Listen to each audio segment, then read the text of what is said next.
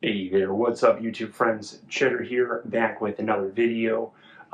First off, I hope you are doing well and having a good day. Thank you for joining me for this video. This time I'm talking about a movie that I've been waiting for quite a while. Of course, you can tell by the title, it is Shelby Oaks. Shelby Oaks is directed by Chris Stuckmann, who is, you probably know, a movie reviewer, YouTuber, who has been active for a very long time, and I've watched his videos for a long time. It's over 10 years now, and I'm not as admittedly as much of an active watcher anymore. I do keep up somewhat, but I was looking forward to this movie. I was super locked in to this movie. I've been waiting for it for a while, so I was excited to see Shelby Oaks, and I'm happy to give a review of it here. So, of course, while I like Chris Stuckmann as a YouTuber, and I think he's made really good analysis and has really funny videos, I'm going to give you my honest opinion on this movie. And my honest opinion is I'm a little mixed on it. It is good, while also leaves room to be desired, I guess, would be the best way to put that. It's pretty solid, but at the same time, it it could have been. It's not anything great, if that kind of makes sense. To give you my score, I'm pretty mixed between a C plus to a B minus.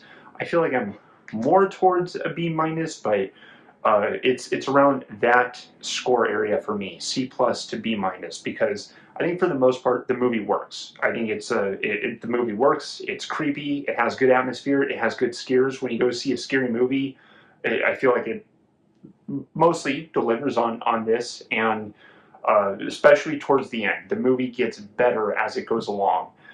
So I really like that movie structure as well. When you watch a movie and it gets better as it goes along, I'm trying to tell you all this with as little details as possible to avoid spoilers. The premise of the movie is a team of ghost hunters that have a YouTube channel. They go into a town, abandoned town called Shelby Oaks, and they go missing there. The main character, whose name escapes me right now, the actor's name is Camille, I'm pretty sure. Anyway, the main character is going to find her sister. Was one of the YouTubers leading the paranormal investigation, and so the main character is off to find her sister, who's gone missing, with her team of YouTube investigators, and you're trying to see if they can find Riley Brennan, who is the missing YouTuber, or at least one of them. There's a team of four. So let me focus on parts of the movie that I liked. My favorite parts of the movie. My favorite part of the movie was just how effective the scary scenes were at this once it gets to these specific scary scenes, because there are interesting sequences that happen. When I was watching them, I found pretty intense.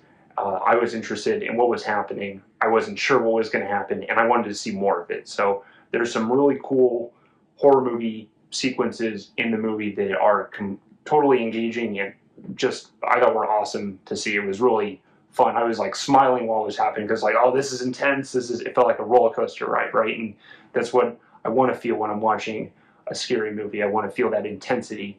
Another part of the movie that I liked is the direction and the editing. There were moments in the movie that um, I want to say felt like I didn't like, but then those moments would end. So it all feels very efficient and it feels very controlled. And I think overall the movie was well directed. I would have trimmed certain parts, mostly the introduction, but I do think the movie was well directed, and the story was also decent too. That's probably where I have to go into my negatives about the movie, because I feel like my negatives are mostly to do with the story. The story just was slightly unsatisfying, and it feels like some things don't add up. Uh, don't add up, I guess would be the way to say it. Some things in the story don't really add up and almost seem random. And that might just be misunderstanding, but some things just weren't clear, and that's mostly of the conflict and the purposes of the conflict. For me, the biggest problem with the movie was it was a little too derivative, where there was times where I'm watching the movie and I just felt like I'd seen this before. I've seen this in almost exactly what's happening in other movies, that In some ways, this movie can feel like Chris Stuckmann took scenes from movies that he likes and then wove those scenes into his own story. You know, he made a story, something that's kind of familiar to him because the story is about YouTubers. What's he familiar with? YouTube. So the story is something he's familiar with, and he grabbed a bunch of elements and scenes and factors from movies that he likes and pulled them into his story and, you know, used them. And he uses them in his, for the most part, his own way, but they still feel familiar. There's times where I'm watching this movie and it feels exactly like movies that I've seen before. So it was a little derivative, and I think the next challenge for Chris Stuckmann would be to try to write a more original story and try to write something, or try to maybe direct a story, someone else's story that's based on a book, or that is a book, you know, like a movie based on a book, something like that.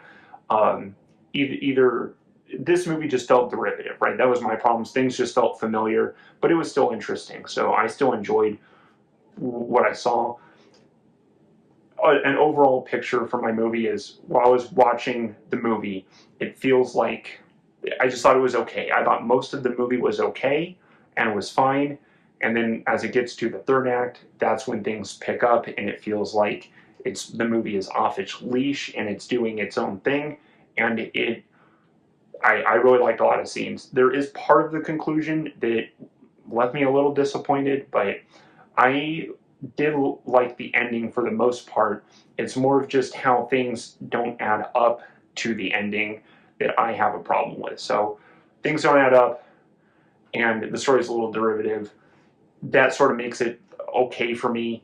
This didn't feel like a great movie, but it feels like Chris Stuckmann showed that he has the directing abilities. Okay, that's what my biggest takeaway from this is. He shows he can make a movie, and make an effective movie, because movie making is also a team, it's very project based, and so perhaps he's just working with the right people. I know Mike Flanagan was an executive producer on this movie, so perhaps Chris Stuckmann is working with the right people, but he put together a competent movie that works and it's effective. So I thought it's good for one watch. If you are in the mood for a scary movie, it's good for one watch. You don't necessarily need to see it in the theaters. It's fine to see it on video on demand or streaming, but I think it's worth at least one watch. It's a decent movie.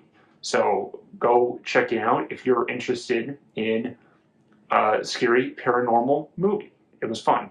But let me know if you've seen this movie, or if you're interested in it, or if I should see anything else. I know I'm slacking on my movies lately. I've just been busy with so many other things, but I do want to keep making these videos when I can. So let me know if you have any ideas or feedback. I will listen to that, but that'll be all for this video. I appreciate your time. I hope you have a great day. See you later. Check her out. Bye-bye.